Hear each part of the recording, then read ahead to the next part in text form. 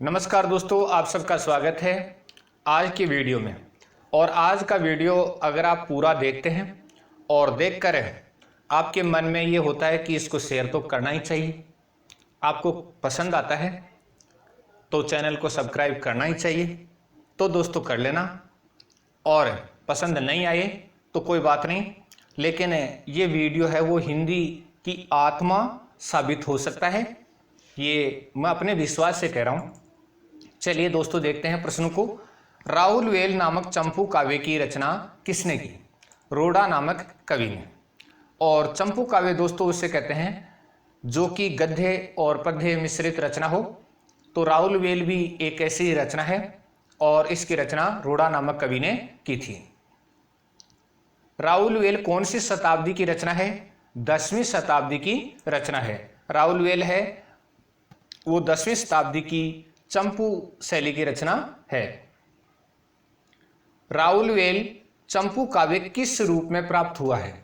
तो ये शिलालेखों के रूप में प्राप्त हुआ है। दोस्तों पहली ये रचना है जो शिलालेखों के रूप में प्राप्त हुई है और ये चंपू काव्य है और शिलालेखों पर लिखा हुआ मिला है और इसीलिए इसको शिलांकित कृति भी कहा जाता है। चलिए, उक्ति व्यक्ति प्रकरण नामक चंपू काव्य की रचना किसने की? दामोदर शर्मा ने उक्ति व्यक्ति प्रकरण नामक चंपू काव्य की रचना की। अब हमने उक्ति व्यक्ति प्रकरण रचना का जिक्र तो पढ़ा है, लेकिन ये नहीं पढ़ा कि ये भी चंपू काव्य है। तो ये भी दोस्तों चंपू काव्य है और इसकी रचना भी दामोदर शर्मा ने की थी। उक्ति व्यक्ति प्रकरण कौन सी शताब्दी की रचना है? 12वीं शताब्दी की रचना है। 12वीं शताब्दी की रचना है उक्ति व्यक्ति प्रकरण। चलिए, उक्ति व्यक्ति प्रकरण में कौन से भूभाग का चित्रण किया गया है? उक्ति व्यक्ति प्रकरण में कौन से भूभाग का चित्रण किया गया है? तो बनारस के आसपास के भूभाग का और उसकी संस्कृति का चित्रण किया गया है। बनारस के आसपास के भूभाग का और उसकी संस्कृति का चित्रण किया गया है। श्रृंगार रस मंडन के रचनाकार का नाम बताइए। तो श्रृंगार रस मंडन के रचनाकार का नाम बताना है। तो गोस्वामी विठलनाथ ने 16वीं शताब्दी में ब्रज भाषा में श्रृंगार रस मंडन की रचना की थी। श्रृंगार रस मंडन की रचना गोस्वामी विठलनाथ ने 16वीं शताब्दी में ब्रज भाषा में इसकी रचना की थी। यमुनाष्टक की रचना किसने की? यमुनाष्टक की रचना किसने की? गोस्वामी विठलनाथ ने यमुनाष्टक की रचना की थी। तो इसकी रचना भी गोस्वामी विठलनाथ ने की थी, यमुनाष्टक की भी। नवरत्न सटीक की रचना किसने की? गोस्वामी विठलनाथ ने नवरत्न सटीक की रचना की थी। नवरत्न सटीक की रचना भी गोस्वामी विठलनाथ ने की थी। चलिए, षट ऋतु की वार्ता की रचना किसने की? चतुर्भुज दास ने 16वीं शताब्दी में और ब्रज भाषा में इसकी रचना की थी। षट ऋतु की वार्ता चतुर्भुज दास ने इसकी रचना की, 16वीं शताब्दी में की और ब्रज भाषा में इसकी रचना की गई थी। अब दो रचनाएं हैं। 84 वैष्णवन की वार्ता पहली रचना और दूसरी रचना है 200 वैष्णवन की वार्ता के रचनाकार का नाम बताइए। तो दोनों रचनाएं, एक का नाम है 84 वैष्णवन की वार्ता और दूसरी का नाम है 200 वैष्णवन की वार्ता के रचनाकार का नाम बताइए। तो दोनों रचनाओं के रचनाकार गोकुलनाथ हैं। ये गोकुलनाथ की रचनाएं हैं। तो 84 वैष्णवन की वार्ता और 200 वैष्णवन की वार्ता, दोनों रचनाएं गोकुलनाथ की रचनाएं हैं। आगे है आचार्य महाप्रभु की 12 निज वार्ता के लेखक का नाम बताइए। नाम कुछ इस प्रकार है। आचार्य महाप्रभु की 12 निज वार्ता के लेखक का नाम बताइए। स्वामी हरिराय। तो स्वामी हरिराय की यह रचना है। श्री आचार्य महाप्रभु की 12 निज वार्ता के लेखक का नाम स्वामी हरिराय है। वार्ता नामक रचना के रचनाकार का नाम बताइए। तो सिर्फ वार्ता नामक रचना के रचनाकार का नाम बताइए। तो वार्ता नामक रचना के रचनाकार गोविंद दास ब्राह्मण है। तो गोविंद दास ब्राह्मण की रचना है जिसका नाम वार्ता था। चलिए, नित्य विनोद रचना के रचनाकार का नाम बताइए। नित्य विनोद रचना के रचनाकार बृजभूषण हैं। बृजभूषण की रचना है नित्य विनोद। चलिए अगला है नीति विनोद रचना के रचनाकार का नाम बताइए। तो ये रचना बृजभूषण की रचना है नीति विनोद। नीति विनोद है वो बृजभूषण की रचना है। आगे है चंद छंद वर्णन की महिमा के रचनाकार का नाम बताइए। तो ये गंग कवि की रचना है चंद छंद वर्णन की महिमा। गंग कवि की रचना है। भाषा योग वासिष्ठ की रचना किसने की? भाषा योग वशिष्ठ की रचना किसने की? राम प्रसाद निरंजनी ने भाषा योग वशिष्ठ की रचना की थी। राम प्रसाद निरंजनी ने। चलिए जैन पद्म पुराण की रचना किसने की? पंडित दौलत राम ने जैन पद्म पुराण की रचना की थी।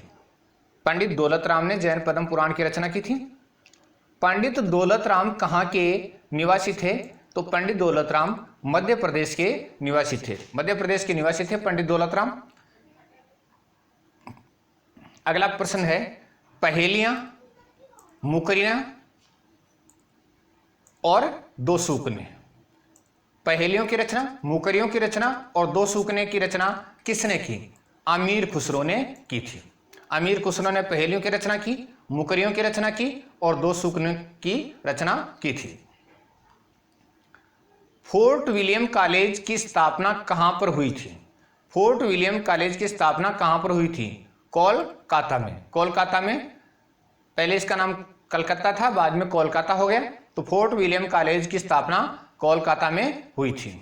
और दोस्तों आपको कमेंट में ये लिखना है कि फोर्ट विलियम कॉलेज की स्थापना कब हुई थी। अगर आप वीडियो को इस स्थान तक देख रहे हैं तो आप कमेंट में जरूर लिखें कि फोर्ट विलियम कॉलेज की स्थापना कब हुई थी। फोर्ट विलियम कॉलेज के प्रिंसिपल का क्या नाम था? Gilchrist. Gilchrist fort William college के प्रिंसिपल का नाम था। चलिए सदासुखलाल और मुंशी इंसा अल्लाह खान ने सदासुखलाल और मुंशी इंसा अल्लाह खान के रचना का उद्देश्य क्या था? यानी सदासुखलाल ने और मुंशी इंसा अल्लाह खान ने स्वांत सुखाय रचनाएं लिखी थी। स्वांत सुखाय यानी खुद के सुख के लिए उन्होंने रचनाएं की थी। चलिए आगे ज्ञानोपदेश के रचनाकार का नाम बताइए। ज्ञानोपदेश के रचनाकार सदासुखलाल हैं। तो ज्ञानोपदेश के रचनाकार हैं वो सदासुखलाल हैं। ये हिंदी के प्रारंभिक लेखक हैं सदासुखलाल। तो ज्ञानोपदेश के रचनाकार सदासुखलाल हैं। रानी केतकी की कहानी के लेखक का नाम बताइए। इसका दूसरा नाम उदयभान चरित भी है और रानी केतकी की कहानी के लेखक का नाम इंसा अल्लाह खां है। इंसा अल्लाह खां की एक कहानी है रानी केतकी की कहानी। इंसा अल्लाह खां की भाषा शैली किस प्रकार की थी? और यह प्रश्न कई बार परीक्षाओं में पूछा जाता है। इंसा अल्लाह खां की भाषा शैली किस प्रकार की थी? चटक मटक तथा गढ़ंत शब्दों की बहुलता वाली। चटक मटक तथा गढ़ंत शब्दों की बहुलता वाली भाषा शैली थी। और रानी केतकी की कहानी की भाषा शैली यही है, चटक मटक गढ़ंत शब्दों की बहुलता वाली भाषा शैली थी। चलिए सदासुखलाल ने विष्णु पुराण के उपदेशात्मक प्रसंग को लेकर किसकी रचना की? विष्णु पुराण के उपदेशात्मक प्रसंग को लेकर किसकी रचना की? सदासुखलाल ने विष्णु पुराण के उपदेशात्मक प्रसंग को लेकर किसकी रचना की? तो सुख सागर की उन्होंने रचना की थी। सुख सागर में उन्होंने विष्णु पुराण के उपदेशात्मक प्रसंग लिए और फिर उसकी रचना की। सदासुखलाल की भाषा शैली किस प्रकार की है? कथावाचकों के समान है। कथावाचकों के समान उसकी भाषा शैली है सदासुखलाल की। चलिए सुरासुर निर्णय निबंध की रचना किसने की? सदासुखलाल ने की थी। यानी हिंदी के प्रारंभिक लेखक हैं ये भी, और उस समय भी उन्होंने निबंध लिखा था और उस निबंध का नाम था सुरासुर निर्णय और इसकी रचना सदासुखलाल ने की थी। गिलक्राइस्ट ने हिंदी की पुस्तक तैयार करने का जिम्मा किसको सौंपा? गिलक्राइस्ट ने हिंदी की पुस्तक तैयार करने का जिम्मा किसको सौंपा? सदल मिश्र और लल्लूलाल को। सदल मिश्र और लल्लूलाल को हिंदी की पुस्तकें तैयार करने का जिम्मा सौंपा था। सदल मिश्र कहाँ के रहने वाले थे? बिहार के रहने वाले थे। सदल मिश्र है वो बिहार के रहने वाले थे। नासिकेतोपाख्यान की रचना किसने की? सदल मिश्र ने की थी। नासिकेतोपाख्यान की रचना सदल मिश्र ने की थी। अगला है रामचरित्र की रचना किसने की? सदल मिश्र ने की थी। रामचरित्र की रचना किसने की? सदल मिश्र ने की थी। सदल मिश्र की नासिकेतोपाख्यान सेंस करते कि किस रचना पर आधारित थी? तो सदल मिश्र की रचना है नासिकेतोपाख्यान और वह सेंस करते कि किस रचना पर आधारित थी? नचिकेता कथा पर यह आधारित थी। नचिकेता कथा को आधार बनाकर सदल मिश्र ने नासिकेतोपाख्यान की रचना की थी। सदल मिश्र की रामचरित्र रचना किस पर आधारित थी? सदल मिश्र की रचना रामचरित्र है वो किस पर आधारित थी? तो ये आध्यात्म रामायण पर आधारित थी। अध्यात्म रामायण है उस पर आधारित थी। चलिए, लल्लू लाल जी कहाँ के रहने वाले थे? लल्लू लाल जी आगरा के रहने वाले गुजराती ब्राह्मण थे। लल्लू लाल जी आगरा के रहने वाले गुजराती ब्राह्मण थे। लल्लू लाल जी ने शुद्ध खड़ी बोली में किस ग्रंथ की रचना की? लल्लू लाल ने शुद्ध खड़ी बोली में किस ग्रंथ की रचना की? प्रेम सागर ग्रंथ की रचना की थी। प्रेम सागर ग्रंथ की रचना उन्होंने की थी। सदा सुखलाल की भाषा शैली थी संस्कृत मिश्रित। संस्कृत मिश्रित थी, कथावाचकों जैसी शैली थी। तो हिंदी के प्रारंभिक चारों लेखकों की भाषा शैली हम देखते हैं। प्रश्न पूछा जाता है लल्लू लाल की भाषा शैली कैसी थी? लल्लू लाल की भाषा शैली थी ब्रज भाषा के अधिक निकट थी। तो लल्लू लाल की भाषा शैली है वो ब्रज भाषा के अधिक निकट थी। चलिए, सदल मिश्र की भाषा शैली थी खड़ी बोली हिंदी के साथ उर्दू का प्रभाव था।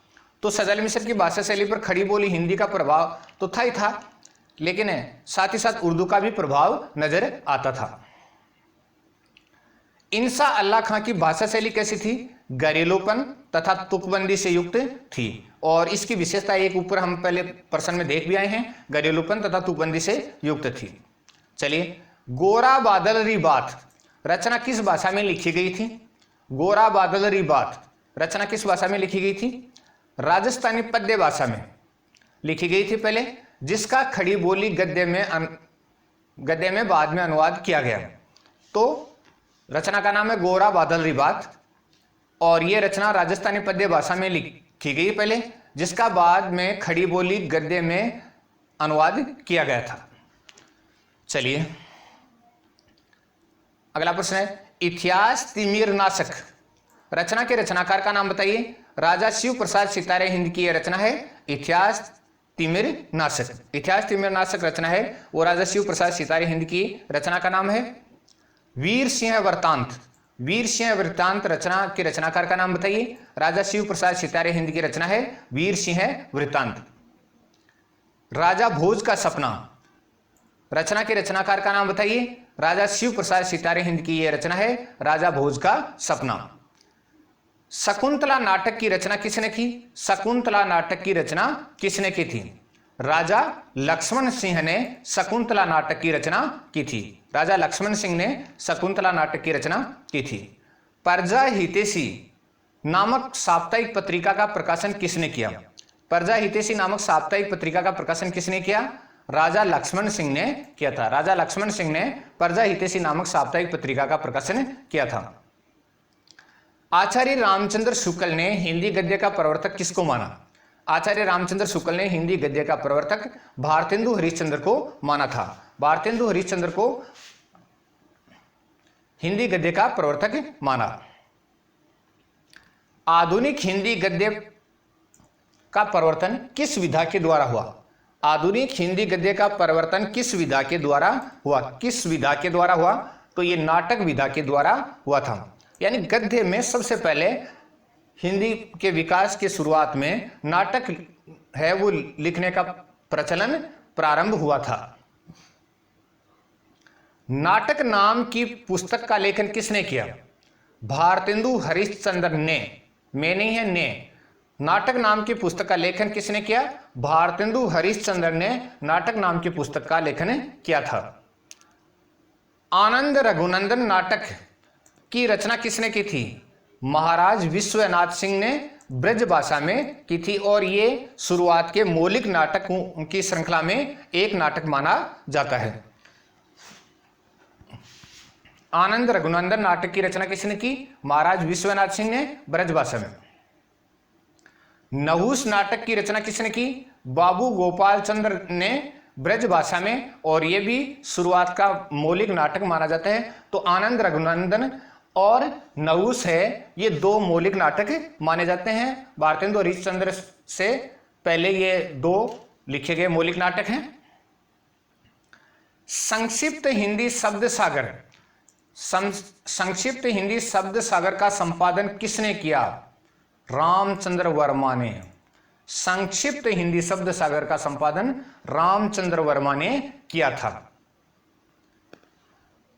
और हिंदी शब्द सागर अलग है, लेकिन यहां पर संक्षिप्त हिंदी शब्द सागर है, तो रामचंद्र वर्मा ने इसका संपादन किया था। और यह कथन है, यदि गद्य कवियों की कसौटी है तो निबंध गद्य की कसौटी है। यदि गद्य कवियों की कसौटी है तो निबंध गद्य की कसौटी है। यह कथन किसका है? यह कथन आचार्य रामचंद्र शुक्ल का है। उन्होंने कहा है कि यदि गद्य कवियों की कसौटी है तो निबंध गद्य की कसौटी है। यह आचार्य रामचंद्र शुक्ल का कथन है। आधुनिक निबंध के जन्मदाता माने जाते हैं मोनटेन। मोनटेन है वो आधुनिक निबंध के जन्मदाता माने जाते हैं।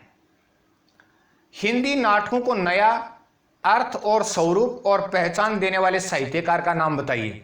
हिंदी नाटकों को नया अर्थ और स्वरूप और पहचान देने वाले साहित्यकार का नाम बताइए। भारतेंदु हरिश्चंद्र।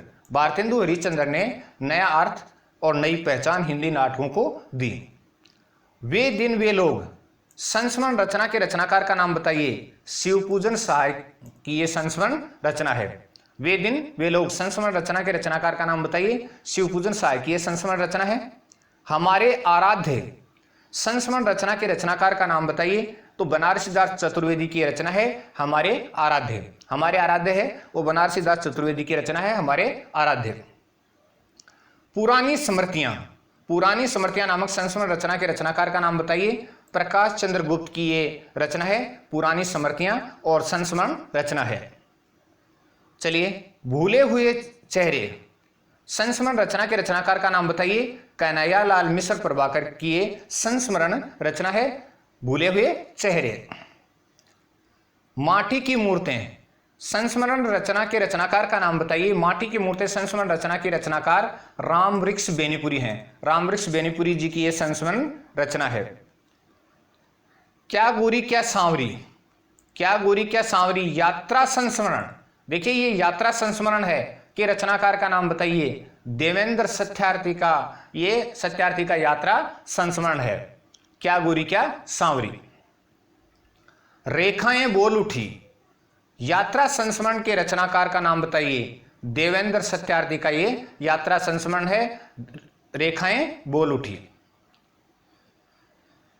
चलिए, जो भूल न सका संस्मरण रचना के रचनाकार का नाम बताइए। जो भूल न सका संस्मरण रचना के रचनाकार भदंत आनंद कौशल्यान है। भदंत आनंद कौशल्यान की रचना है जो भूल न सका। चलिए, जो लिखना पड़ा संस्मरण रचना के रचनाकार का नाम बताइए। भदंत आनंद कौशल्यान की यह रचना है जो लिखना पड़ा। जो लिखना पड़ा। चलिए, एक जो चली गई संस्मरण रचना के रचनाकार का नाम बताइए।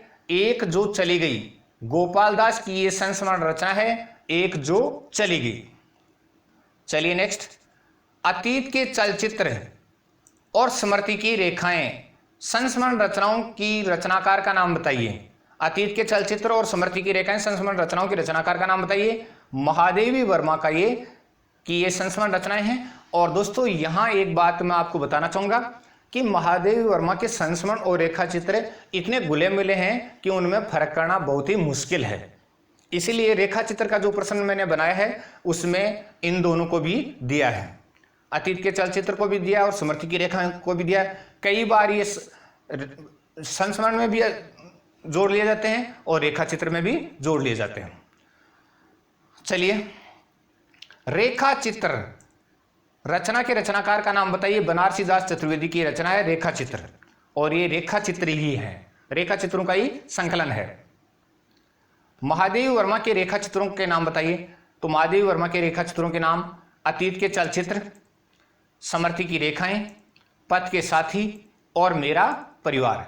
जैसा कि मैंने आपको बताया, ऊपर बताया था कि ये इतने घुले मिले हैं, संस्मरण और रेखा चित्र इतने घुले मिले हैं कि इनमें फर्क करना बहुत मुश्किल काम है, और इसीलिए इनको रेखा चित्र भी मान लिया जाता है, संस्मरण भी मान लिया जाता है। तो चारों के चारों, अतीत के चलचित्र, स्मृति की रेखाएं, पथ के साथी और मेरा परिवार, ये रेखा चित्र की श्रेणी में भी आते हैं और संस्मरण की श्रेणी में भी आते हैं। चलिए, रामवृक्ष बेनीपुरी के रेखा चित्र संग्रहों के नाम बताइए। तो रेखा चित्र संग्रहों के नाम हमें देख रहे हैं। देखिए, लाल तारा, गेहूं और गुलाब, मील के पत्थर। लाल तारा, गेहूं और गुलाब, मील के पत्थर। अब गेहूं और गुलाब के बारे में आप कह सकते हो कि ये निबंध है, नहीं, ये संस्मरण और रेखा चित्र है। संस्मरण और रेखा चित्र का संकलन है। लाल तारा संस्मरण नहीं, रेखा चित्र है, गेहूं और गुलाब भी रेखा चित्र है, और मील के पत्थर भी रेखा चित्र है। कन्हैयालाल मिश्र प्रभाकर के रेखा चित्रों के नाम बताइए। कन्हैयालाल मिश्र प्रभाकर के, तो नई पीढ़ी नए विचार, जिंदगी मुस्कुराई, माटी हो गई सोना। नई पीढ़ी नए विचार, जिंदगी मुस्कुराई, माटी हो गई सोना, दीप जले शंख बजे। ये कन्हैयालाल मिश्र प्रभाकर के रेखा चित्र हैं। नई पीढ़ी नए विचार, जिंदगी मुस्कुराई, माटी हो गई सोना, दीप जले शंख बजे। चलिए, रेखा और रंग, रेखा चित्र के रचनाकार का नाम बताइए। रेखा और रंग, तो रेखा और रंग रेखा चित्र है, उसके रचनाकार आचार्य विनय मोहन शर्मा है। विनय मोहन शर्मा का ये रेखा चित्र है, रेखा और रंग। स्केच और संस्मरण, रचना के रचनाकार का नाम बताइए। और ये भी संस्मरण रचना है, और ये विष्णु प्रभाकर की रेखा चित्र रचना कह सकते हैं। स्केच और संस्मरण, तो दोनों चीजें इसमें समाहित हैं। संस्मरण भी आ सकता है, रेखा चित्र भी आ सकता है, लेकिन आमतौर पर इसकी गणना रेखा चित्रों में की जाती है। स्केच शब्द का उच्चारण हुआ है और स्केच रेखा चित्र को कहा जाता है। चलिए, एक युगे एक प्रतीक, एक युगे एक प्रतीक, रेखा चित्र रचना के रचनाकार का नाम बताइए। देवेंद्र सत्यार्थी। देवेंद्र सत्यार्थी की रचना है, एक युगे है एक प्रतीक। चलिए, प्रमुख यात्रा वृत्तांत देखते हैं हम थोड़े। देश विदेश यात्रा वृत्तांत के लेखक हैं रामधारी सिंह दिनकर। रामधारी सिंह दिनकर का ये यात्रा वृत्तांत है, देश विदेश। चलिए, मेरे प्रवास की यात्राएं, ये भी रामधारी सिंह दिनकर का यात्रा वृत्तांत है। तो दो यात्रा वृत्तांत हमने देखे रामधारी सिंह दिनकर जी के, एक देश विदेश और दूसरा है मेरे प्रवास की यात्राएं। चलिए, लोहे की दीवार के दोनों ओर, ये यशपाल का यात्रा वृत्तांत है। लोहे की दीवार के दोनों ओर यशपाल का यात्रा वृत्तांत है।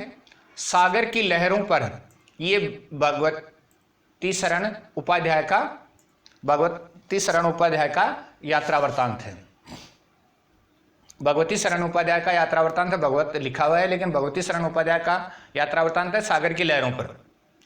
तूफानों के बीच, ये रांगे राघव का यात्रा वृत्तांत है। तूफानों के बीच रांगे राघव का यात्रा वृत्तांत है। पैरों में घुंघरू बांधकर, रामवृक्ष बेनीपुरी जी का यात्रा वृत्तांत है।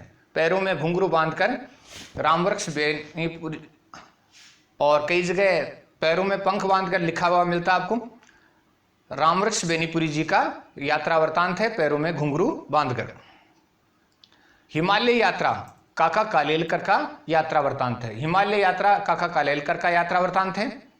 अरे यायावर रहेगा याद, ये सच्चिदानंद हीरानंद वात्सन अगे जी का यात्रा वृत्तांत है। सच्चिदानंद हीरानंद वात्सन अगे जी का यात्रा वृत्तांत है।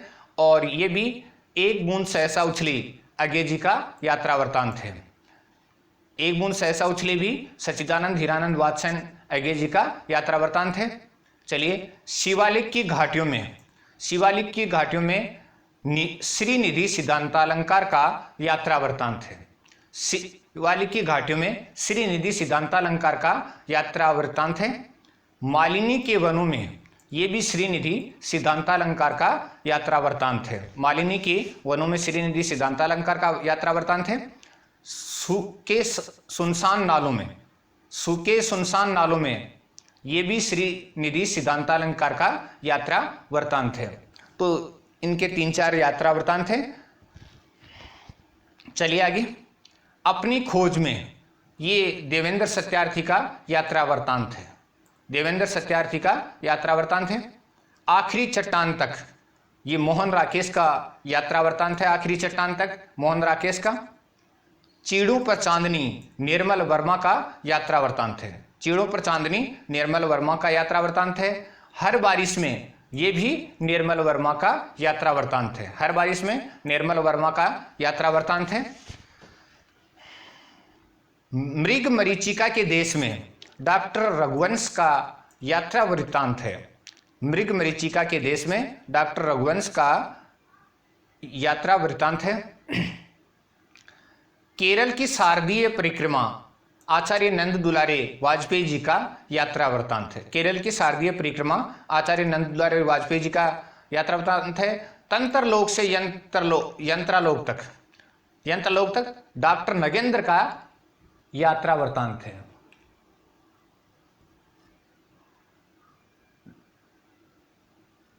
चलिए, आदमी दूर आदमी सतीश कुमार का यात्रा वृत्तांत है। आदमी दूर आदमी सतीश कुमार का यात्रा वृत्तांत है।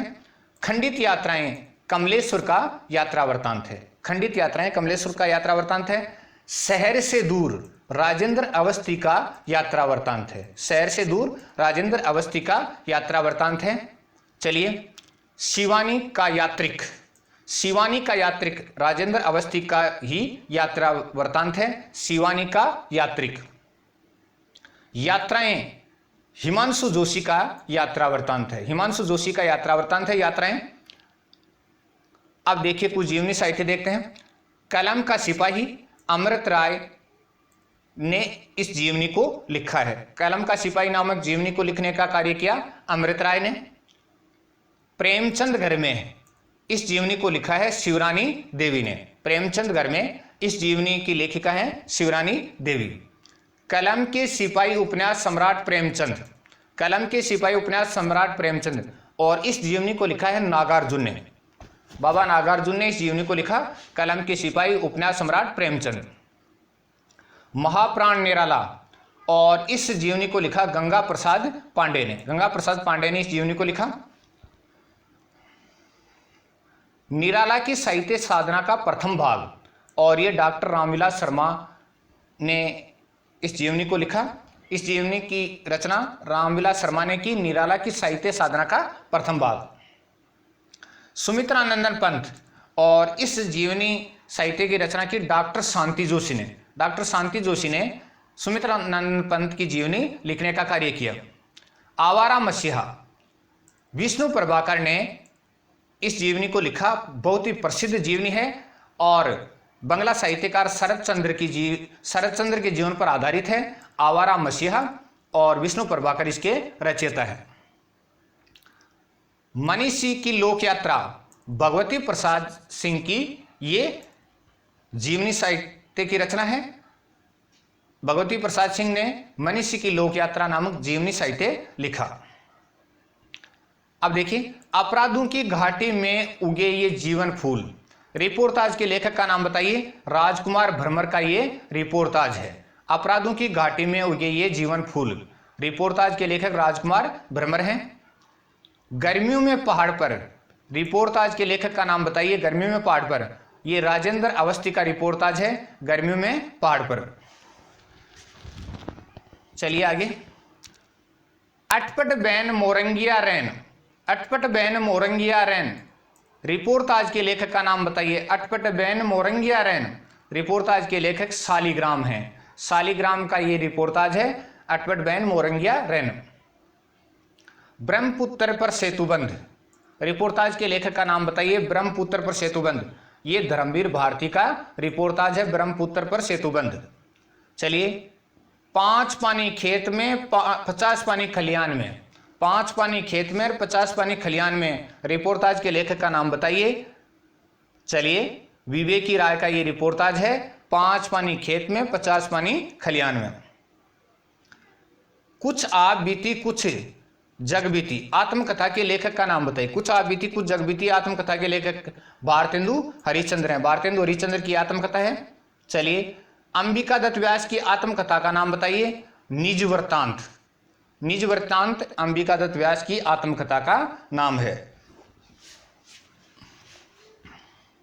श्याम सुंदर दास की आत्मकथा का नाम बताइए। श्याम सुंदर दास की आत्मकथा का नाम है मेरी आत्म कहानी।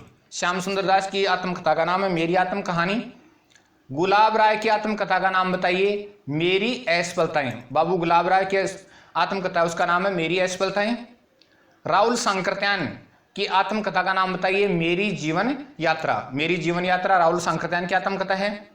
यशपाल की आत्मकथा का नाम बताइए। सिंहावलोकन यशपाल की आत्मकथा का नाम है सिंहावलोकन। चलिए, वियोगी हरि की आत्मकथा का नाम बताइए। वियोगी हरि की आत्मकथा मेरा जीवन प्रवाह है। मेरा जीवन प्रवाह वियोगी हरि की आत्मकथा है। पांडे बेचन शर्मा उगर की आत्मकथा का नाम बताइए। पांडे बेचन शर्मा उगर की आत्मकथा अपनी खबर है। अपनी खबर, उसका नाम है पांडे बेचन शर्मा की उगर की आत्मकथा का। चलिए, आचार्य चतुर्सेन शास्त्री की आत्मकथा का नाम बताइए। अपनी आत्मकथा। आचार्य चतुर्सेन शास्त्री की आत्मकथा का नाम अपनी आत्मकथा। देवेंद्र सत्यार्थी की आत्मकथा का नाम बताइए। चांद सूरज के बीरन। चांद सूरज के बीरन आत्मकथा का नाम है। वृंदावन लाल वर्मा की आत्मकथा का नाम बताइए। आत्म कहानी। आत्म कहानी वृंदावन लाल वर्मा की आत्मकथा का नाम है। सेठ गोविंदास की आत्मकथा का नाम बताइए। सेठ गोविंदास की आत्मकथा का नाम है आत्म निरीक्षण। सेठ गोविंदास की आत्मकथा का नाम आत्म निरीक्षण। अमृता प्रीतम की आत्मकथा का नाम बताइए। रशीदी टिकट। रशीदी टिकट है वो अमृता प्रीतम की आत्मकथा का नाम है। चलिए, रत्नाकर जी से बातचीत, प्रकाशन 1931, साक्षात्कार रचना के रचनाकार का नाम बताइए। तो ये साक्षात्कार रचना है, रत्नाकर जी से बातचीत 1931 में प्रकाशित हुई और रचनाकार हैं बनारसी दास चतुर्वेदी। बनारसी दास चतुर्वेदी की ये रचना है, रत्नाकर जी से बातचीत। प्रेमचंद जी के साथ 2 दिन, ये प्रकाशित 1932 में, साक्षात्कार रचना के रचनाकार का नाम बताइए। तो ये बनारसी दास चतुर्वेदी जी की साक्षात्कार रचना है, जिसको वार्ता साहित्य भी कहते हैं। कला के हस्ताक्षर। कला के हस्ताक्षर साक्षात्कार रचना के रचनाकार का नाम बताइए। देवेंद्र सत्यार्थी की रचना है कला के हस्ताक्षर। मैं इनसे मिला। मैं इनसे मिला साक्षात्कार रचना के रचनाकार का नाम बताइए। कमलेश की यह रचना है मैं इनसे मिला। कवि दर्शन साक्षात्कार रचना के रचनाकार का नाम बताइए। बेनी माधव शर्मा की यह साक्षात्कार रचना है कवि दर्शन। सृजन की मनोभूमि साक्षात्कार रचना के रचनाकार का नाम बताइए। डॉक्टर रणवीर की यह रचना है सृजन की मनोभूमि। वट पीपल साक्षात्कार रचना के रचनाकार का नाम बताइए। What people. तो वट पीपल साक्षात्कार रचना के रचनाकार हैं रामधारी सिंह दिनकर। यह प्रश्न नया है, ध्यान रखिए। चलिए आगे, कुछ शब्द कुछ रेखाएं साक्षात्कार रचना के रचनाकार का नाम बताइए। विष्णु प्रभाकर की यह रचना है कुछ शब्द कुछ रेखाएं। बातें मुलाकातें। बातें मुलाकातें साक्षात्कार रचना के रचनाकार का नाम बताइए। सहवाल सत्यार्थी की यह रचना है बातें मुलाकातें। तो दोस्तों, आज के वीडियो में इतना ही, लेकिन आपसे एक वादा किया था कि हिंदी साहित्य की विधाओं के जो प्रमुख तत्व होते हैं उनका वीडियो बनाकर मैं आपके सामने अपलोड करूंगा। हालांकि वीडियो तैयार है और मैं आपको वो अपलोड जल्दी कर दिया जाएगा, लेकिन मैंने पहले ये वीडियो अपलोड कर दिया। कायदे से वादे के मुताबिक उस वीडियो को अपलोड करना चाहिए था, लेकिन मैंने सोचा ये वीडियो आपके लिए काफ़ी मोस्ट हो सकता है। तो हिंदी साहित्य की जितनी भी विधाएं होती हैं और उनसे संबंधित जितने भी तत्व हैं, विधाओं के तत्व है, जैसे कहानी के कितने तत्व होते हैं, उपन्यास के कितने तत्व होते हैं, निबंध के कितने तत्व होते हैं, इन तत्वों को लेकर एक सेपरेट वीडियो बनाया हुआ है और आप की विशेष फरमाइश पर वो वीडियो आपके सामने अपलोड कर दिया जाएगा। तो वीडियो देखते रहिए और अगर आपको वीडियो पसंद आए तो लाइक शेयर सब्सक्राइब जरूर कीजिएगा। दोस्तों, वीडियो हालांकि कम बन पाते हैं, लेकिन जो बनाता हूँ वो बहुत यानी शानदार बनाने का प्रयास किया जाता है, ताकि मेरे विद्यार्थी साथियों को चयन में एक आधार मिले और उनका चयन है वो सुनिश्चित हो सके। और कोई भी प्रश्न में अगर त्रुटि हो तो आप कमेंट जरूर करें, और कमेंट तो त्रुटि न होने पर भी करें। बहुत बहुत धन्यवाद, बहुत बहुत आपका आभार। शुभ रात्रि दोस्तों।